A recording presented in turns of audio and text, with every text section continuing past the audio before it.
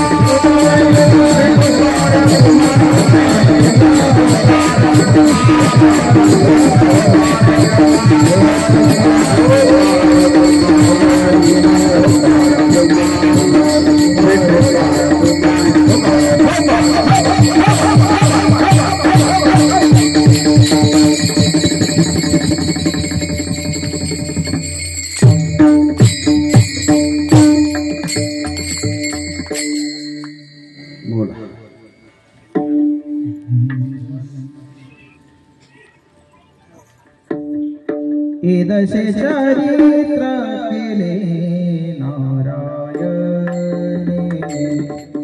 ईदशे चरित्र केले नारायणे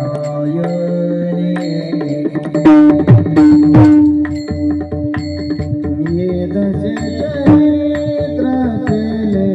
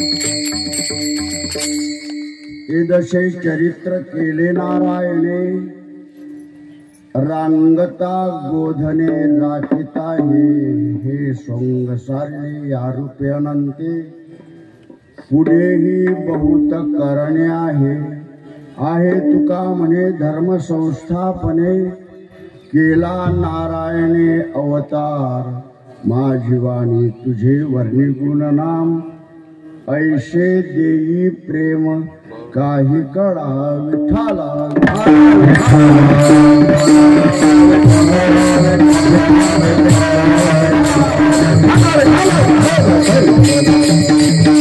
ओम नमो ज्ञानेश्वर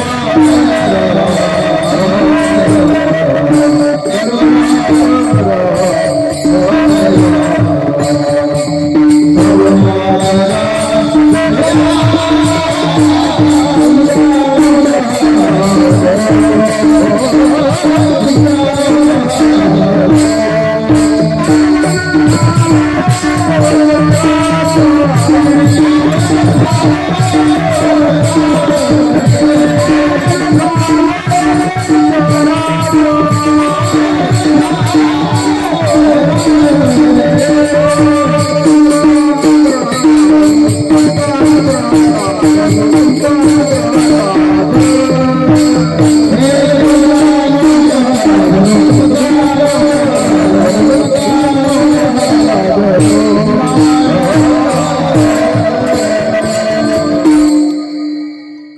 जसे चरित्र केले नारायणे रांगता गोधने राखिता हे माझी वाणी तुझे वर्णी गुणनाम ऐशे दे प्रेम काही कळा नाम संकीर्तनाच्या सेवेसाठी निवडलेला हा अभंग महाराष्ट्र भूषण सद्गुरू तुकाराम महाराज देहूकर यांचा हा सूर्यप्रकाशा इतका प्रसिद्ध अभंग आहे. बाल क्रीडा प्रकरणातील हा 3च कडव्यांचा अभंग आहे आणि माझी वाणी तुझी वर्णी गुणनाम हे संपूर्ण बाल क्रीडा प्रकरणातील अभंगांचं काय ध्रुवपद आहे. अगदी छोटासा अभंग आहे आणि हा अभंग निवडण्याचं कारण इथे जमलेल्या भाविकांना सांगायची गरज नाही, कारण हे काल्याचं कीर्तन आहे. आपल्या शेलापूर खुर्द गावी सालाबादप्रमाणे संपन्न होणारा वैकुंठवासी सद्गुरू मोतीराम महाराज यांचा हा पुण्य महोत्सव, पुण्यस्मरण सोहळा हा 79वा नाही का, हे 79वे वर्ष चालू आहे आणि हा मोठ्या उत्साहामध्ये संपन्न होत आहे. त्यामध्ये ग्रंथराज, ज्ञानेश्वरी, पारायण आणि त्याचबरोबर दुपारी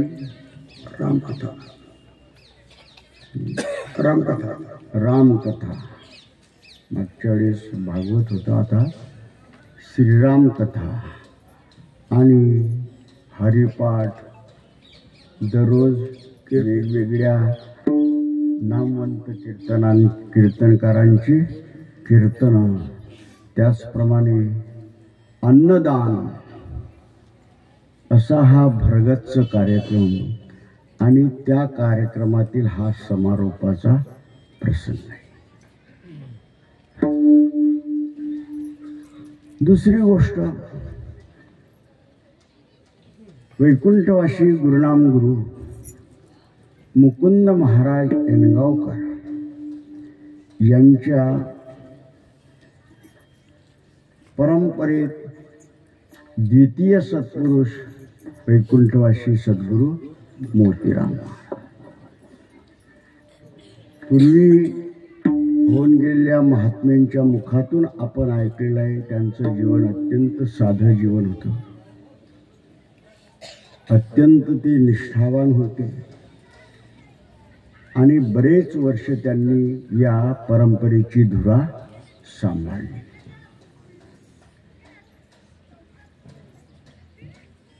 आणि म्हणून त्यांचं पुण्यकर स्मरण हे त्यांच्याकरता नाही, हे आपल्याकरता आहे.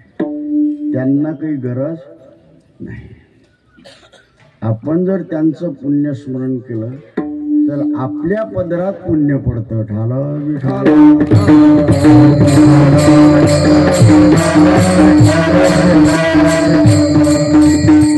हे महात्मे गेल्यानंतर त्यांची स्मारकं उभी राहिली.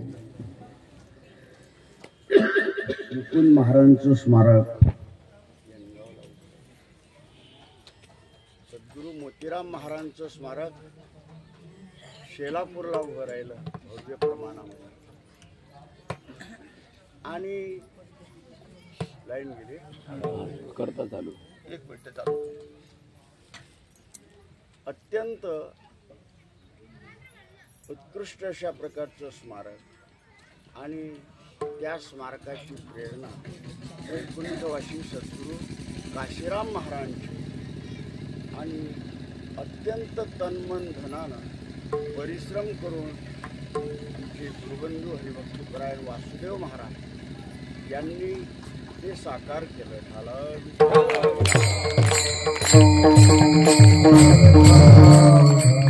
नुकताच पौष वद्य पंचमीला त्यांचं द्वितीय पुण्यस्मरण होऊन गेलं. मी त्या स्मरणाला उपस्थित होतो. याही चिठ्ठीत त्यांचं स्मरण छापलेलं आहे. द्वितीय पुण्यस्मरण त्यांचं सुद्धा या चिठ्ठीत छापलं आहे. नाहीतर त्यांचं होऊन गेलं आताच. आणि तिसरं स्मारक सद्गुरू काशीराम महाराजांचं आडभिरला संपन्न झालेलं आहे. आता यापुढे कोणाचं स्मारक होऊ नये अशा विचाराचा मी आहे. कारण आपला हा समाज तोडका आहे. 3 स्मारकं भरपूर झाली आहे. आता जर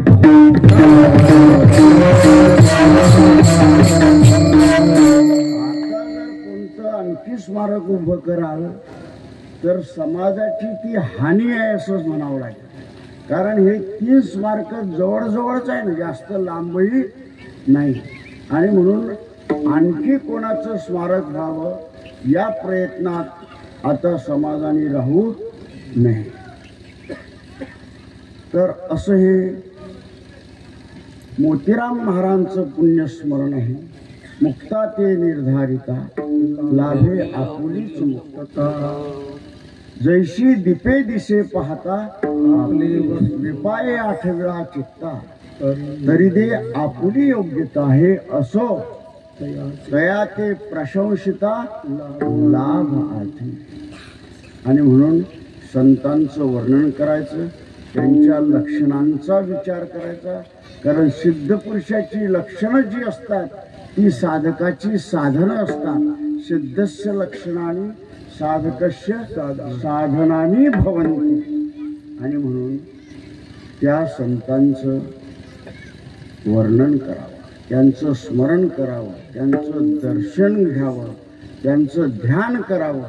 कोणतीही कृती करा ती कृती आपल्या जीवनामध्ये लाभदायक आहे.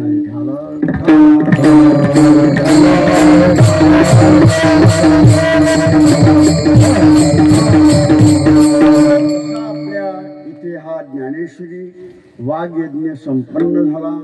ज्ञानेश्वरी पारायण म्हणजे एक अत्यंत दिव्य अशा प्रकारची गोष्ट आहे. ज्ञानेश्वरी हा ग्रंथ आता कालाच्या ओघामध्ये ज्ञानेश्वरीचे प्रवचन बंद झाले. वास्तविक या प्रवचनांची नितांत गरज आहे. ज्ञानेश्वरीचे पारायण तर आहेच, पण पारायणाला नुसत्या महिलाच असतात, माणसं नसतात.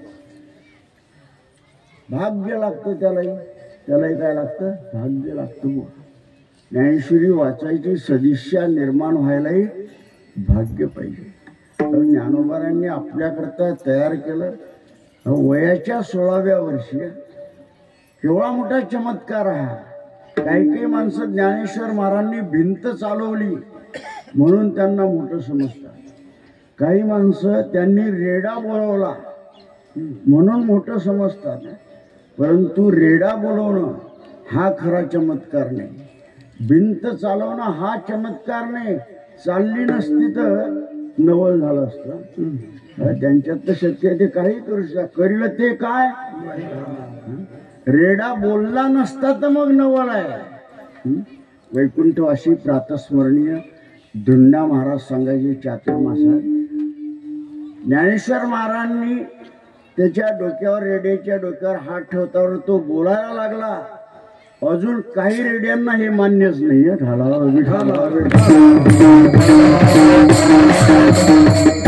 त्यांचं पुढचं वाक्य इतकं चिंतनीय आहे. धुंडा महाराज म्हणायचे तो रेडा बोलला असेल ना बोलला असेल, परंतु ज्ञानेश्वर महाराजांचा खरा चमत्कार हा आहे की आमच्यासारखे हजारो रेडे ज्ञानेश्वर महाराजांनी बोलवले. हे धुंडा महाराजांचं वचन आहे. धुंडा महाराज एक प्रकांड पंडित होऊन गेले आणि त्यांचं हे वचन आहे की आमच्यासारखे रेडे त्यांनी असंख्य बोलवले. हा त्यांचा खरा काय आहे? चमत्कार आहे. ज्ञानेश्वरी धुंडा महाराजांनी 40 वर्ष सांगितली पंढरपुरात. किती वर्ष? 40 वर्ष. 40 वर्ष ज्ञानेश्वरी सांगितली. अत्यंत विद्वत्ता प्रचुर. आम्ही 4-5 वर्ष ऐकली. आम्हालाही ते सद्भाग्य लाभलं. अतिशय हजरजबाबी अशी बुद्धी होती आणि ज्ञानेश्वर महाराजांच्या बद्दल इतके ते बोलायचे बुवा. ते म्हणायचे ज्ञानेश्वर महाराजांचा खरा चमत्कार, खरं मोठेपण कशात आहे, त्यांना 16व्या वर्षी 56 भाषा येत होत्या. ठाला विठाला विठाला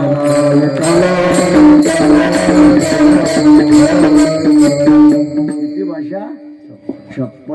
56 भाषेचा केलाशे गौरव.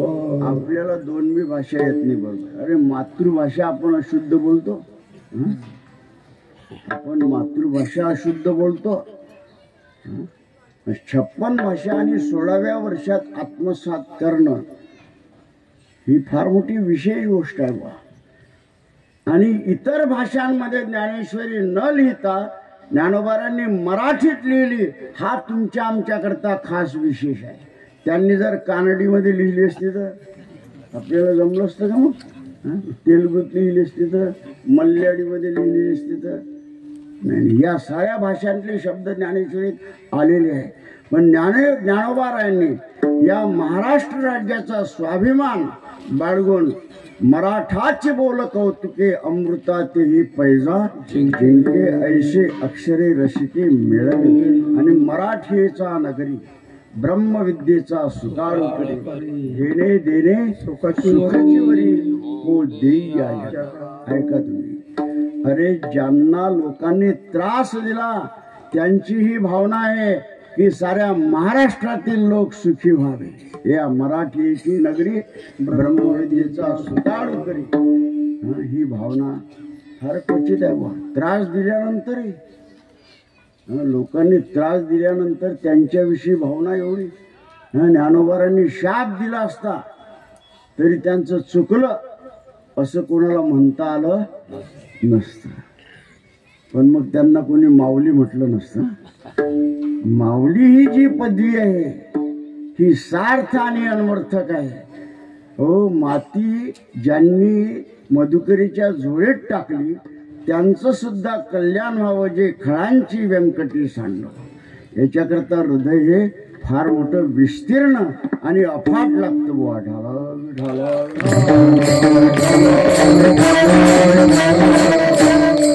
संकुचित हृदय असेल त्याच्या मुखातून असे शब्द निघू शकत नाही. आणि म्हणून महात्म्यांचं हृदय इतकं व्यापक असतं.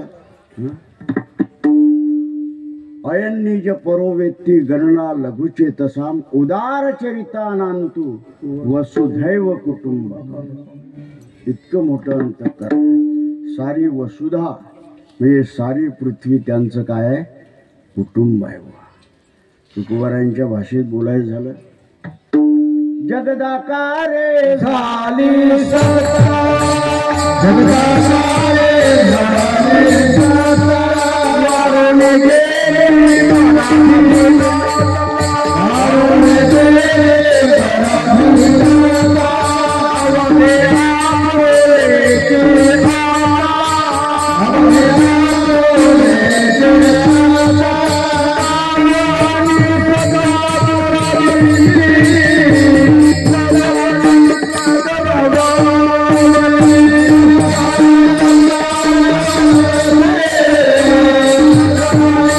भावा.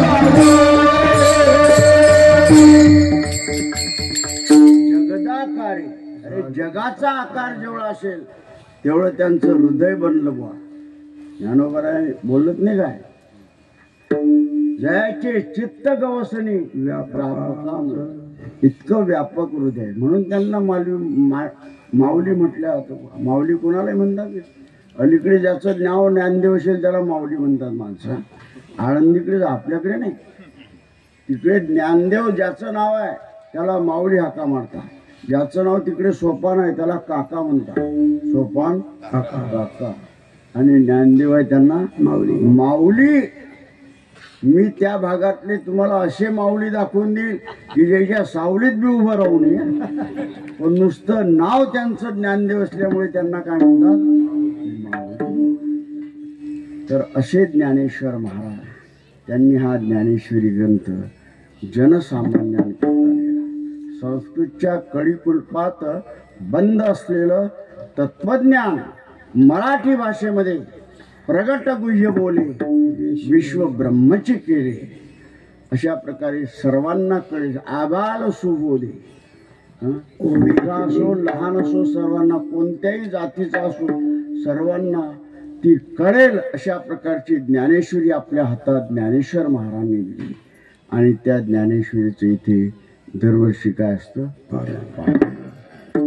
आणि सारेच कार्यक्रम उरकले. आता फक्त काला हा परिशेष आहे, शिल्लक आहे. हा काल्याचा प्रसंग आहे.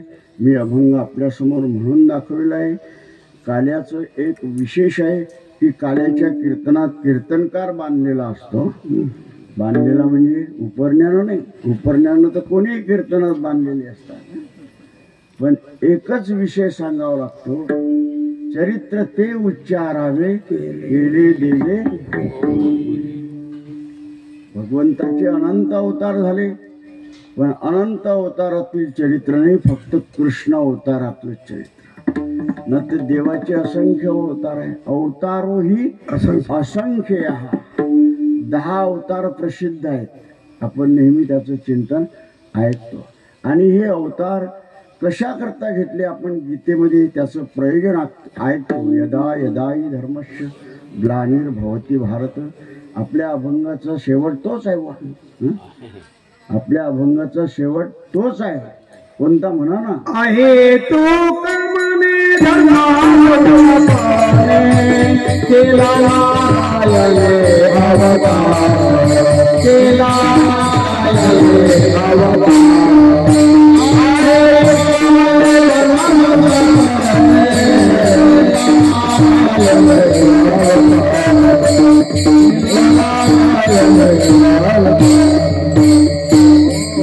धर्मसंस्थापने अवतार केला.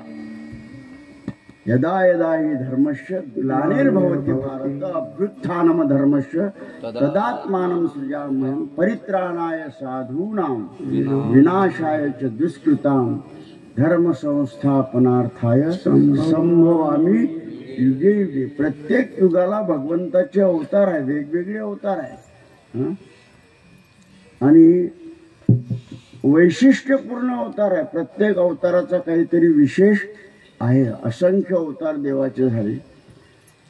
कृष्ण अवतार जो आहे ना, हा सर्वांकरता झालेला, एका माणसाकरता. काही अवतार एका करताच झाले. हिरण्यकश्यपू हा एका करता अवतार झाला. कशा करता? हिरण्यकश्यपूला मारण्याकरता होता. वामन अवतार हा देवाकरताच झाला. कच्छ अवतार हा सुद्धा देवांकरताच झाला. काही अवतार सर्वांकरता. पांडुरंगाचा अवतार तुकाराम महाराज आमच्याकरता, आम्हासाठी अवतार. आम्हासाठी. आम्ही कोण? आम्ही नामाचे धार.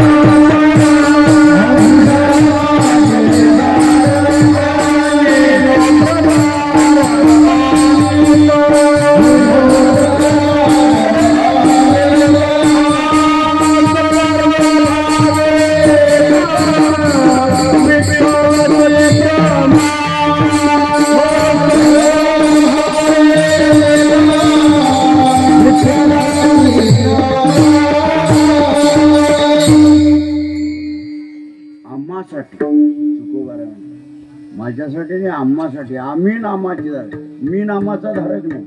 मी नामाचा धारक म्हटलं असतं त्यात दंभ येतो, अहंकार येतो. पण आम्ही म्हणजे सर्वांनी मिळून एक गाऊ आम्ही विठोबाचे नाम. आणि म्हणून आमच्या करता अवतार. असे असंख्य अवतार झाले. कृष्ण अवतार सुद्धा सर्वांकरता झाले. कृष्ण अवतार याची अनेक प्रयोजन आहे. बा किती प्रयोजन सांग. आपल्याला काय सांगता येणार आहे तेवढा. हो, ऋण फेडावया अवतार. बरं, ऋण एकाच नाही, बऱ्याच लोकांचे ऋण. तुकोबारांची प्रमाण आहे. फेडावयाला यांची धनी गोपाळ गवळणी मायबाप. म्हणजे सर्वांच्या इच्छा पूर्ण करण्याकरता आणि ऋण फेडण्याकरता. कोणी म्हणले व देवावर ऋण कशाचं? देवता पैसे मागत होता कोणाला? तर देवावर ऋण भक्तीचं ऋण आहे. कोणतं ऋण आहे? भक्तांनी जी भक्ती केली आणि त्याच्या मोबदल्यात काहीच मागलं नाही. तुका म्हणे जीव भाव देवा पायी ठेवण्या काही न मागते. काहीच न मागणाऱ्या भक्तांचं देवावर काय होतं? ऋण होतं बरोबर. म्हणून तुकोबारांच्या चरित्रात पांगारकरांनी लिहिलेलं आहे की तुकोबारांचं देवावर इतकं ऋण होतं की तुकोबाराय रावळात देवाच्या दर्शनाला गेले की ताट असलेली देवाची मान अशी व्हायची. का का व्हायची? कारण कर्ज देणारे आले, त्यांचं कर्ज झालेलं आहे ते समोर आले. नाही तर व्यवहारात सुद्धा आपण पाहणं, ज्याचं आपल्यावर कर्ज असेल ना, तो जर समोरून आला तर माणसं पहिला प्रकार रस्ता चुकवायचा करतात. पण रस्ता जर चुकवता येत नसेल तर खाली मान घालून निघून जातात. तसं देव एवढा मोठा ब्रह्मांडाचा धनी, पण तुकाराम महाराज येतावर त्यांची माल अशी झुकायची. आणि ते तुकोबारांना विनंती करायचे की ओझं उतरा, काहीतरी मागून घ्या. म्हणून तुकोबारांचा असा खाक्या होता, तुका म्हणे देवा ऋणी करुणी ठेवू सेवा. असं भक्तांचं ऋण बुवा देवावर. आणि ते ऋण फेडण्याकरता त्याने काय केला? अवतार केला. निर्विकार आला आकाराशी. तो आला आला म्हटल्यापेक्षा त्याला आणावं लागलं.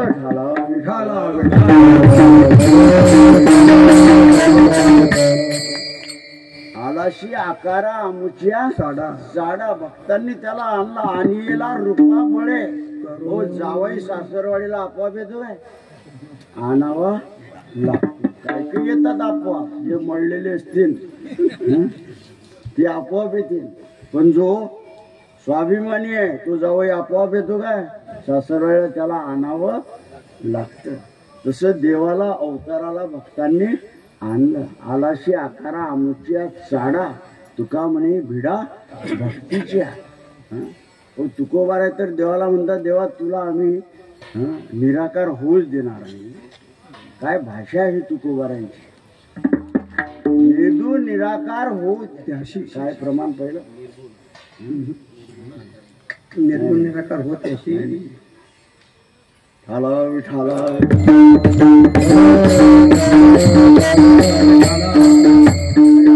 निर्दून निराकार होऊ त्याशी. मी देवा तू सगुण झाला ना, आता तुला पैज मारून सांगतो की तुला निराकार होऊ देणार नाही. काय पहिला आठवत नाही, आठवेन थोड्या वेळानं. होते असं कधी कधी. जास्त पाठ असलं ते आठवत नाही. हरिपाठ चुकतो दे बा. किती पाठ आहे आपला, पण एखाद्या वेळे हरिपेठ सुद्धा काय होतो? चुकून जातो, लिंक तुटून जाते. तर निधी निराकार होऊ त्याशी. तुकोबारा म्हणतात, देवा तू सगुण झालाय ना, आता तुला आम्ही निराकार होऊ देणार नाही. तुझ्या ताकद असेल तर होऊन दाखव.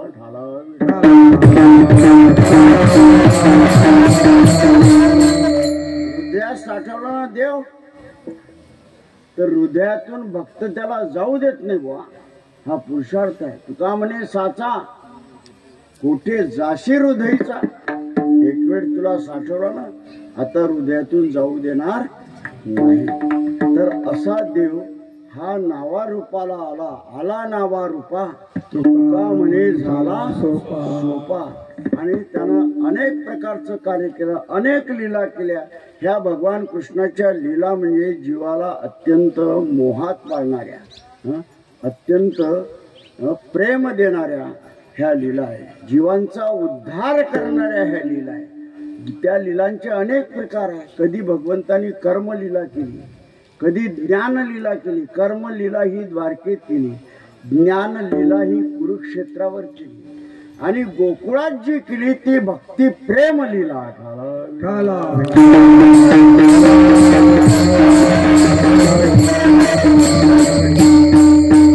गोकुळात जी लीला केली ती भक्ती प्रेम लीला. आणि ही प्रेम लीला जी आहे ना, ही मोठमोठ्या पंडितांनाही कळत नाही बा. कारण भगवत भक्ती जी प्रेममय आहे, ती प्रेममय भक्ती आत्मनिष्ठ जरी असले तरी त्यांना कळत नाही. म्हणून तुकोबारांचे इतके सुंदर अभंग आहे. आत्मनिष्ठ जरी झाले जीवनमुक्त परी भक्ती सुख दुर्लभ आहे. याच्यावरचं प्रमाण पाहिजे. भक्ती प्रेम सुख भक्ती प्रेम सुख नेनवे आणि का पंडित वाचका ज्ञानी असू द्या, पंडित असू द्या, वाचक दशग्रंथी असू द्या, त्याला भक्तीचं महात्म्य कळणार नाही. कारण त्याला त्या ज्ञानाचाच अभिमान असतो, त्या पांडित्याचाच काय असतो, अभिमान असतो. भक्ती म्हणजे मूर्तिमंत प्रेम आहे. भक्ती याचा अर्थ मूर्तिमंत प्रेम. नारदांनी भक्ती सूत्रात वर्णन केलं आहे. सात्वस्मिन परम प्रेम रूपा अमृत स्वरूपाच. प्रेम स्वरूप भक्ती आहे. प्रेम आणि भक्ती वेगळी नाही. प्रेम म्हणजेच भक्ती आहे. गुणरहितम कामनारहितम प्रतिक्षण वर्धमानम अविच्छिन्नम सूक्ष्मतरम अनुभव रूपम प्रेम स्वरूपम. प्रेम हा भक्तीचा काय आत्मा आहे. प्रेम हे भक्तीचं काय आहे, स्वरूप आहे. प्रेम जर नसेल तर भक्तीच नाही बुवा. आणि म्हणून ही प्रेमलीला मोठमोठ्या वेदांत्यांनाही कळत नाही. विषय ज्ञानी तर वजाच केलेले आहे. आपण नाथांच्या ओव्या पहा. विषय बुद्धी ते मुख्य अज्ञान, ते असता मीन भेटे जाण, असता वेदोक्त जाण पण तेनेही संपूर्ण न भेटे मी. काय सुंदर होते. अरे केवढे विशाल विषय गोळा केले असतील. एखाद्या राजाला लाजोईल एवढे विषय गोळा केले बुवा, एवढे भोग गोळा केले म्हणून तो शहाणा होतो काय, त्याचं जीवन पूर्ण होतं का? नाही. भोगानं जीवन हे समाप्त होतं. उलट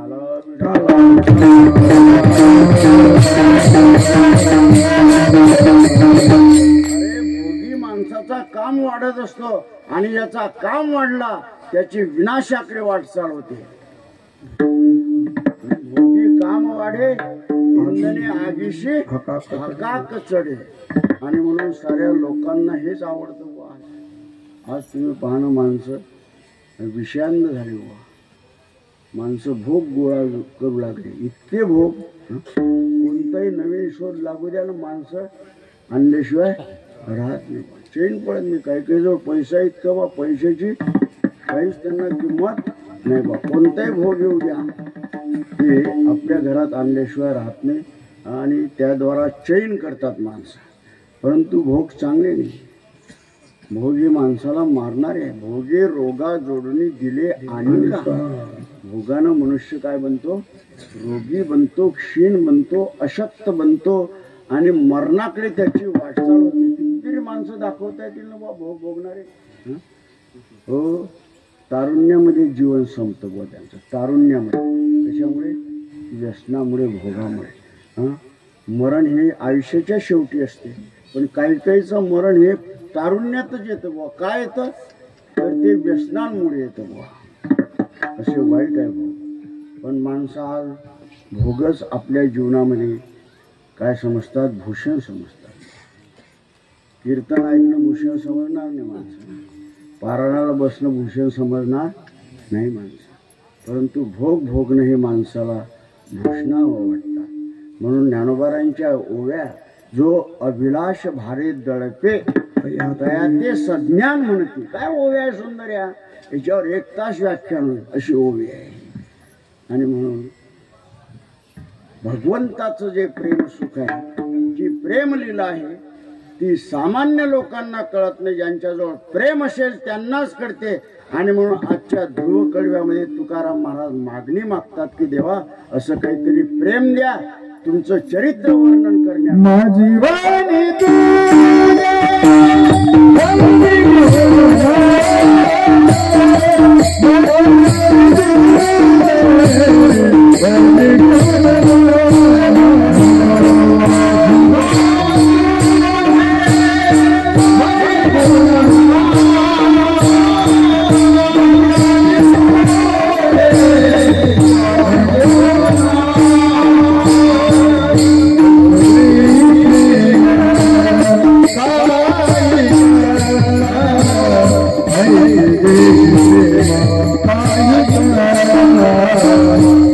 Hey,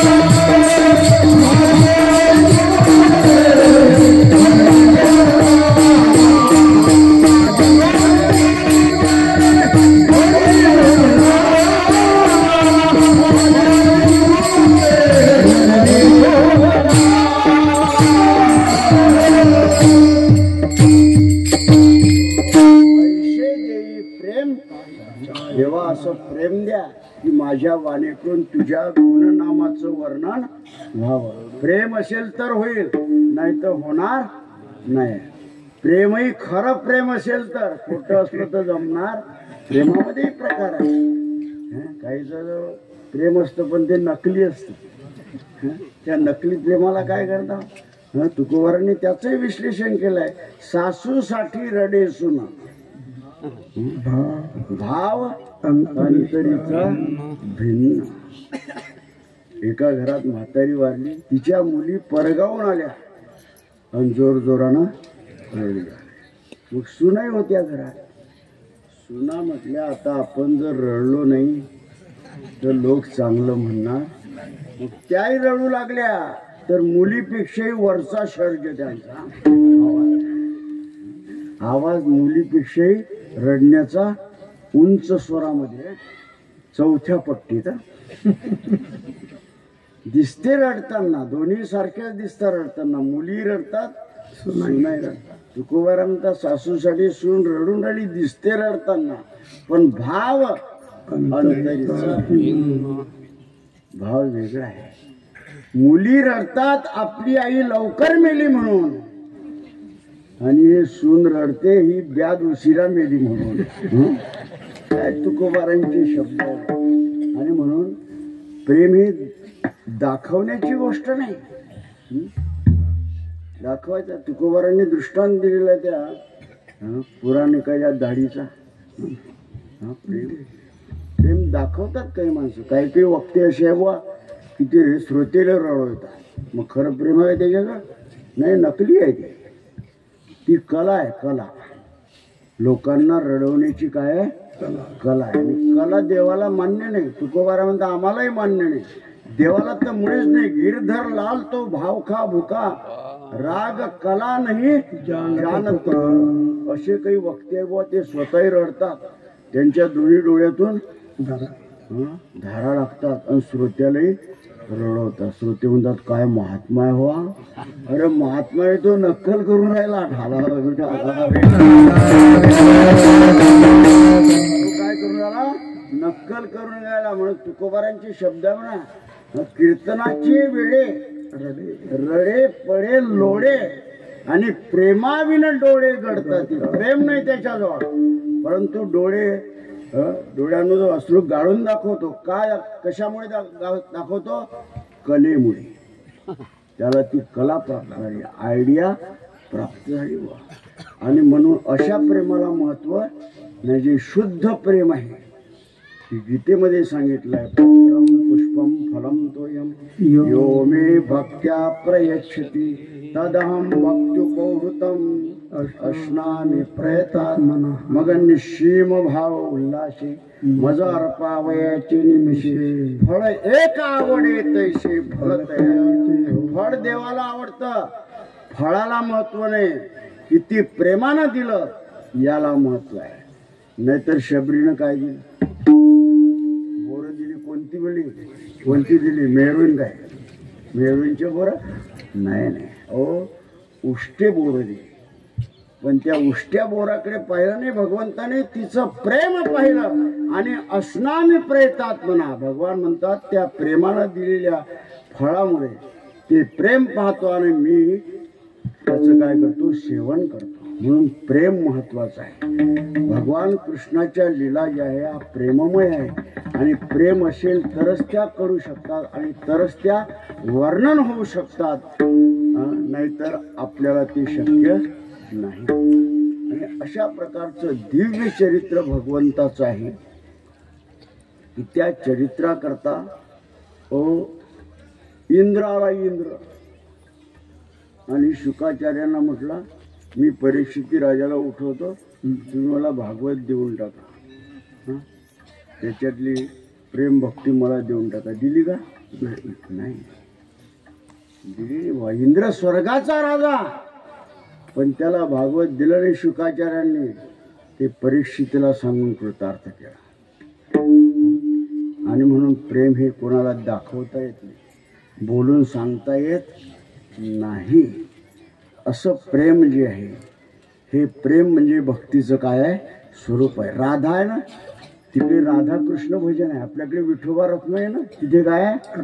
राधा कृष्ण आहे. तर राधा म्हणजे प्रत्यक्ष प्रेम आहे. राधा म्हणजे कोणी व्यक्ती नाही, राधा म्हणजे मूर्तिमंत प्रेम आहे. ढाला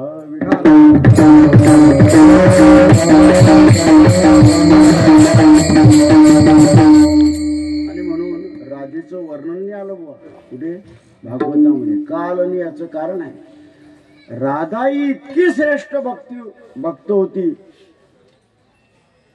शुकाचार्याने जर राधेचं नाव घेतलं तर त्यांना समाधी लागत असे. मग समाधी लागली असती तर भागवत कोणी सांगलं असतं? परीक्षितीला. परीक्षित मुक्तच झाला नसता. आणि म्हणून भागवतामध्ये राधेचं नाव आलेलं नाही. अशी राधा ही श्रेष्ठ भक्त होती.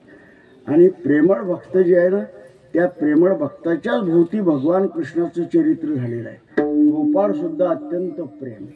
गौरियांची ताकपिरे काय पुरे चांगली, एवढा त्यांचा छंद देवा, काय सेवा भक्ती ते. आणि अशा प्रकारे भगवान कृष्ण इतका अलौकिक, त्याचं जे चरित्र आहे ते कोणत्या अवस्थेत झालं आणि ती अवस्था सांगणं तुकाराम महाराज पहिल्याच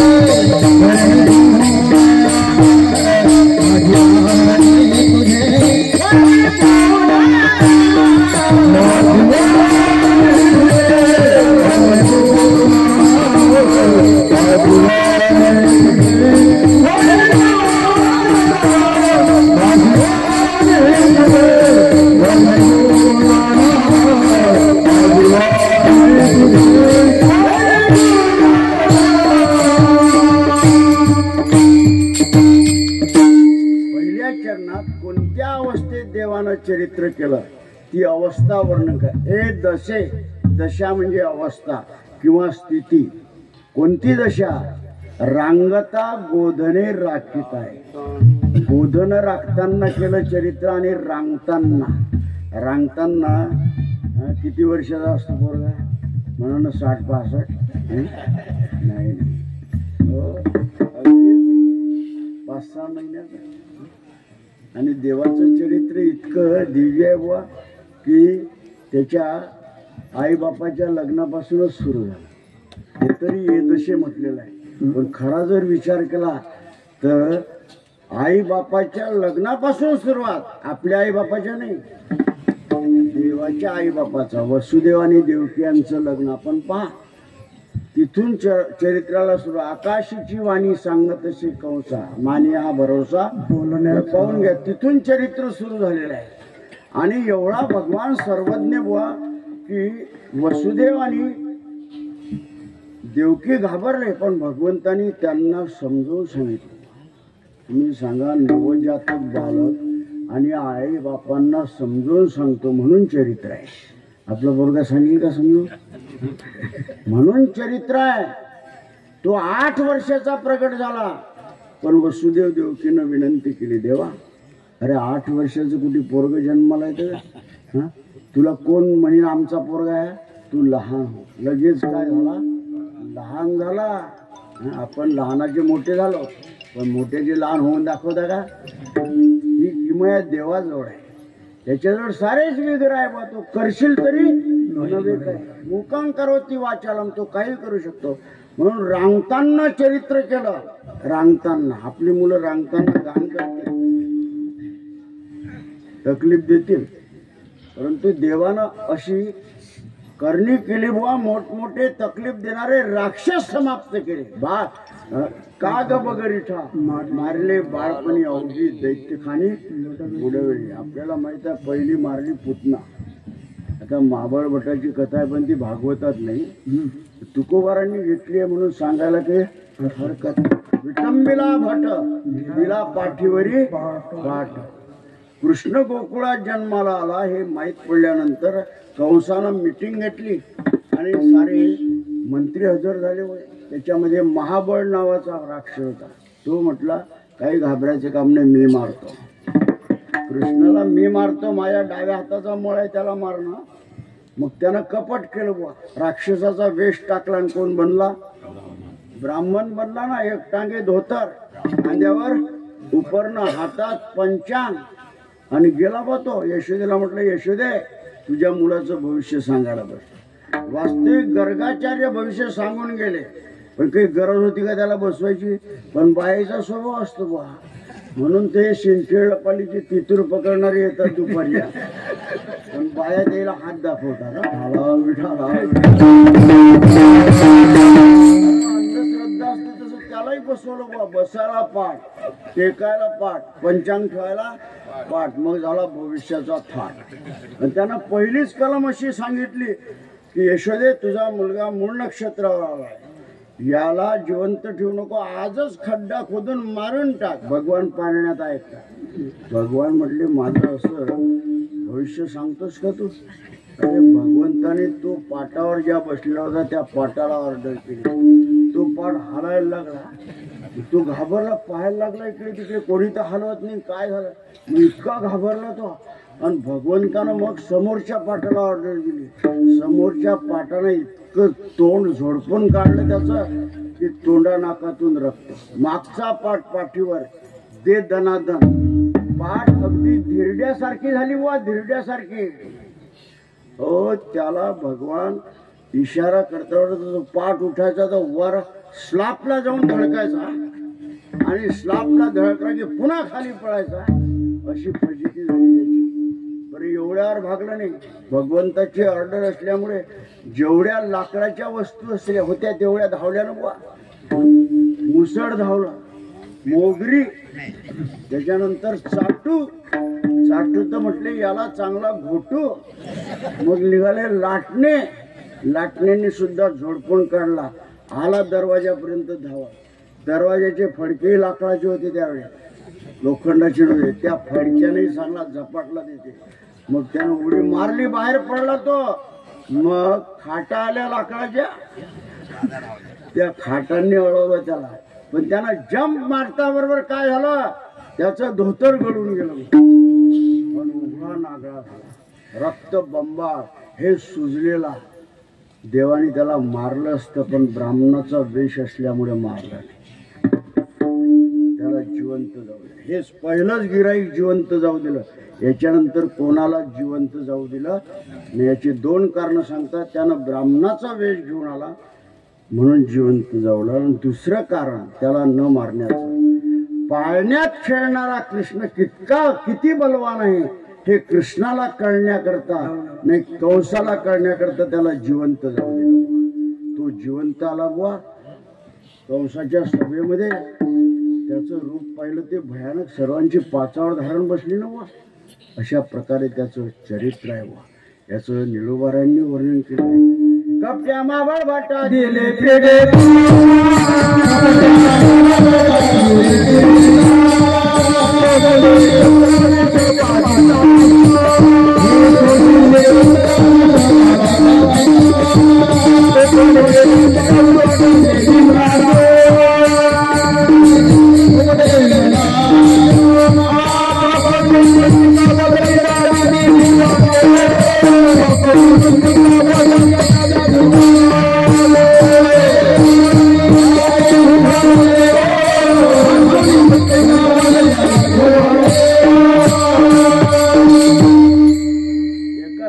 चार कथा आहेत. आता हे एकच सांगतो, पुढच्या सांगत नाही. ते सांगलं तर लांब. आपल्याला 11:15 आज संपवायचं आहे. 11:15 1-2 मिनिट कमी असताना ज्ञानेश्वर माऊली करायची. तर अशा प्रकारचं हे दिव्य आणि अलौकिक चरित्र. या चरित्राचं नुसतं आपण वर्णन जरी केलं तर पवित्र होईन चरित्र उच्चार आहे. तुकोबारा म्हणतात या चरित्राचा नुसता उच्चार करा, या चरित्राचं नुसतं श्रवण करा. हे चरित्र अत्यंत दिव्य आहे. आणि या रांगत असणाऱ्या अवस्थेत केलं. रांगत रंगणी चोरीत लोणी धावणी धरती गवळणी बांधती चरणी देती गाराणी यशोदे साधणी. तो भगवान पुढे चालायला लागला, गल्लीत फिरू लागला. मग सवंगडी गोळा केली आणि मग चोऱ्या सुरू झाल्या बुवा. एका घरामध्ये चोऱ्या, आणि मग चोऱ्या पाहती गवळणी तवती मिटिंग भरवली गवळणीने की सर्व दुधाण्या पालत्या घेतल्या. कोणी घेतल्या? कोणी केलं शेण हे? मग ज्या अनुभवी गवळी ते म्हणता म्हणती नंदाची या पोरे. नंदाच्या पोऱ्याशिवाय हे कोणी करू शकत नाही. काही गवळी म्हटल्या कशावन? ती म्हटले कशावन? तया विन नाशी नव्हे दुसरी. त्याच्याशिवाय कोणी करू शकत नाही. मी सांगते, माझा काय अनुभव आहे, त्याच्याशिवाय होऊ शकत नाही. मग तक्रारी आल्या बुवा. आणि तक्रारी आल्यानंतर मग तक्रारीला कुठेच दाद देत दुसरी. अशा प्रकारचं हे अत्यंत मनाला मोहून टाकणारे चरित्र आहे. बालपणामध्ये तो भगवान कृष्ण यशोदेचा पदर धरून चालायचा आणि तिला म्हणजे आई घराकडे चाल, मला जेव घाल. आणि विशिष्ट प्रकार मागायचा खवाय. एक दिवस तर म्हटलं मला भरीतच करून दे म्हणा. तुपलानी भाकर करी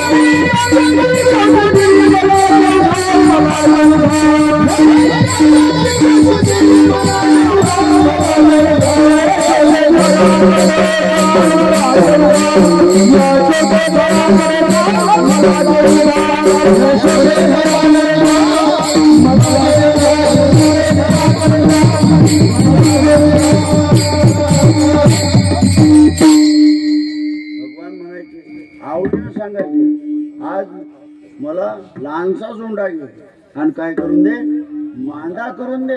लहानच घे ग उंडा, मला करून दे मांडा. लांब गेल्या गायच्या मला जीव. यशोदे घराकडे चाल, मला जीव. आणि यशोदेचं फार प्रेम होतं देवा. इतकं प्रेम होतं जीवाभावापेक्षा. आणि यशोदा त्याच्याकरता काही करायला तयार असायची बुवा. अशा बाललीला यशोदा एक दिवस स्तनपान करत होती भगवंत. चुलीवर दूध तापत होतं. मग त्या चुलीतल्या दुधाला इतकं वाईट वाटायचं की भगवान आपला स्वीकार करत नाही.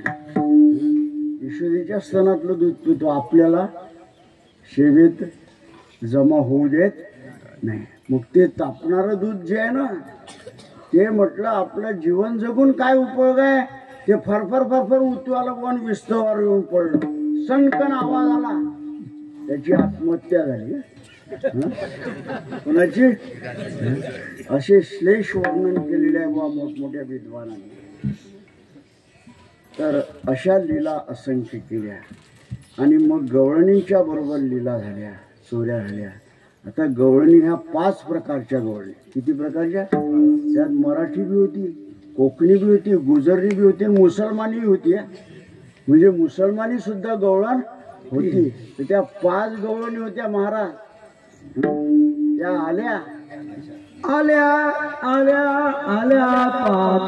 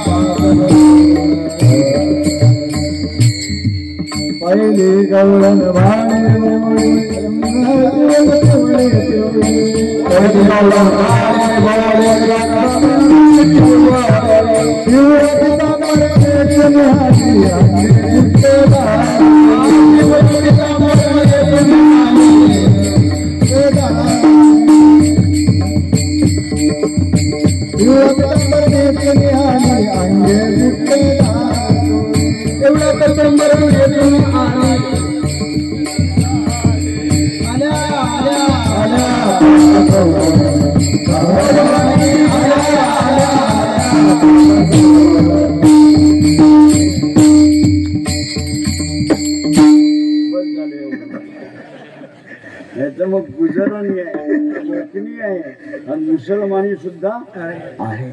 अशा प्रकारे गवळणींचा इतका भाव देवाविषयी होता.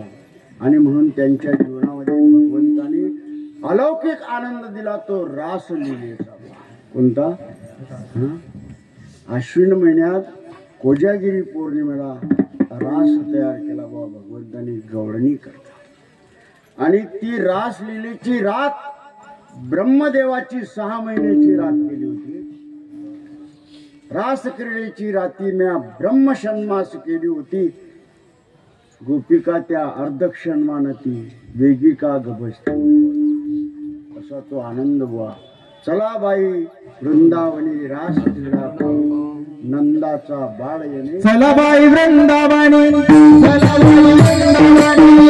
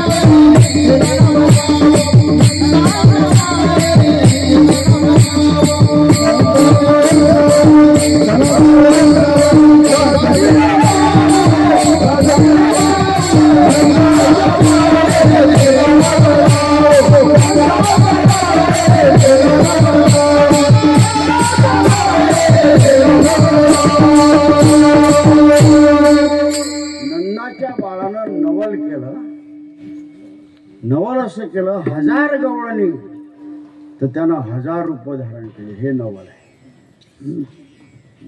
कोणी रासलीला करू शकत नाही, त्याला विल पॉवर लागते. भगवंताचं पॉवर होती, शक्ती होती. 1000 गवळणी होत्या तर 1000 रुपये त्यानं धारण केले व आणि आपल्या स्वरूपाचा निजानंद हा गवळींना दिला आणि गोपाळांना काला दिला.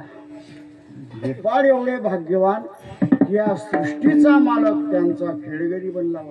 अहो भाग्यम, अहो भाग्यम, नंद गोप व्रजौकसाम यन्मित्रम परमानंदम कृष्ण पूर्ण ब्रह्म, कृष्ण पूर्ण ब्रह्म सनातन, पूर्ण ब्रह्म सनातन, पूर्ण सनातन ब्रह्म कृष्ण त्यांचा यन्मित्रम बनला, मित्र बनला. हे भाग्य बुवा त्यांचं.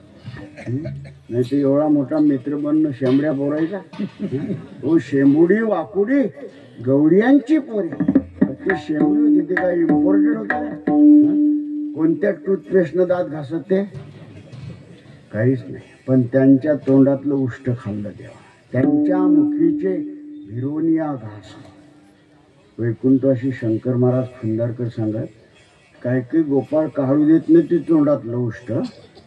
तर खंदारकर महाराज सांगत, भगवान त्याला एक फाईट मारायचे, फाईट मारून खाली पाळायचे आणि त्याच्या छातीवर बसून त्याच्या तोंडातला घास काढून खायचे. पाहता गोवरी काय त्यांची उष्ट खाली.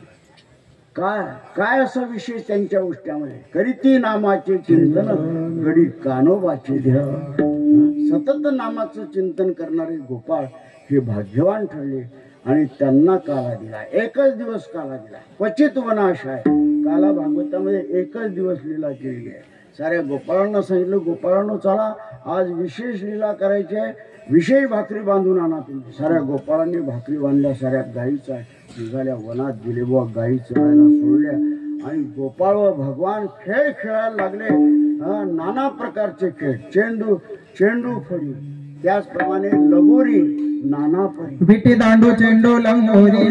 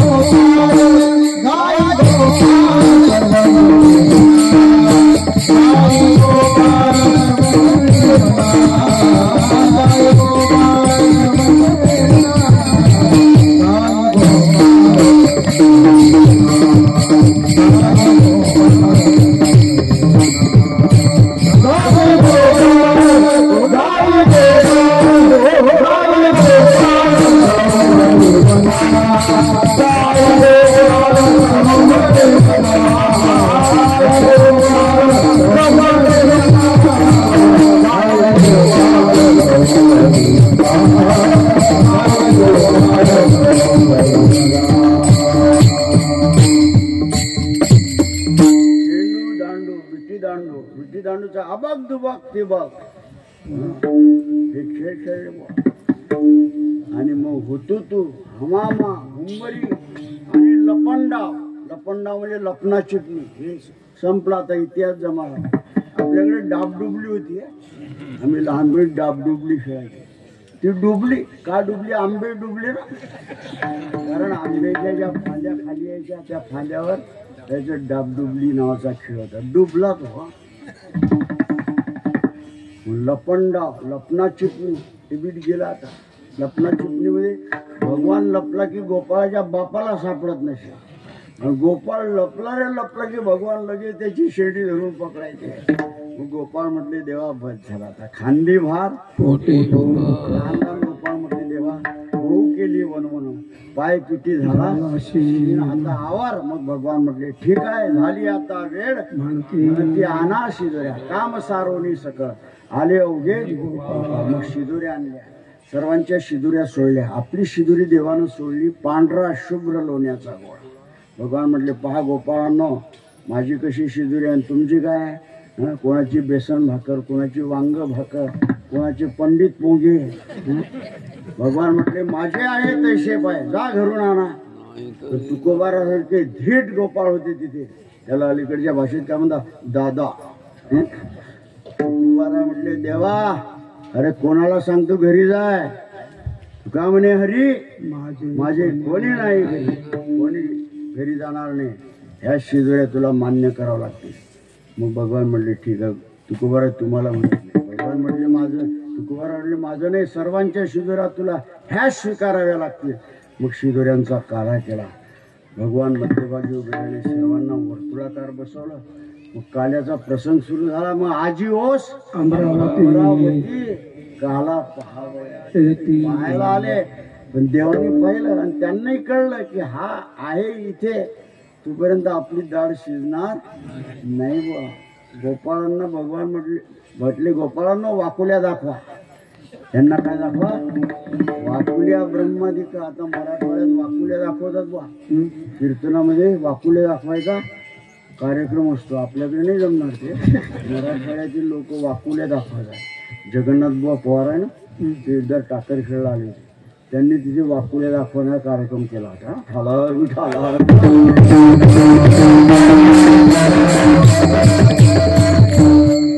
गोपाळांना म्हटले यांना वाकुल्या दाखवा, यांना काला मिळू द्यायचा.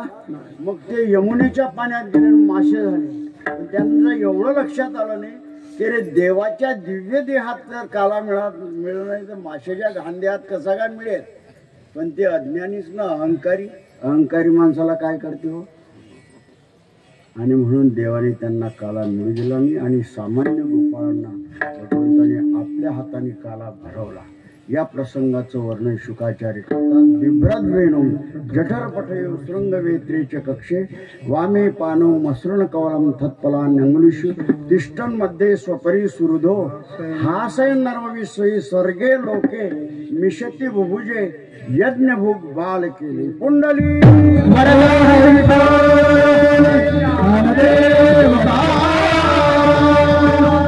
कृष्ण भगवान की जय.